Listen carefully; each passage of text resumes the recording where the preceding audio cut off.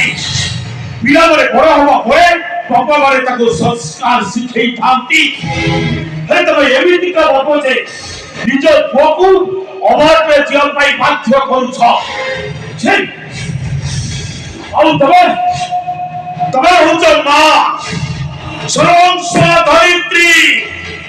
ମା ମାନଙ୍କ ପରତ ଖାଲି ପିଲାମାନଙ୍କ ଉପରେ ଥିଲେ ଏ ଦୁନିଆରେ କୌଣସି ପାପ ନଜର ପିଲାମାନଙ୍କ ଉପରେ ପଡି ନଥାଏ।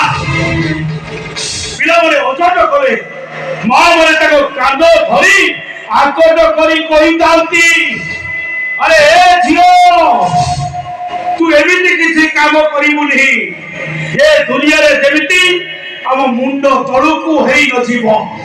ହେଲେ ତମେ ଏମିତିକା ମା ଯେ ନିଜ ଝିଅକୁ ଅବାଟରେ ଯିବା ପାଇଁ ବାଧ୍ୟ କରୁଛ।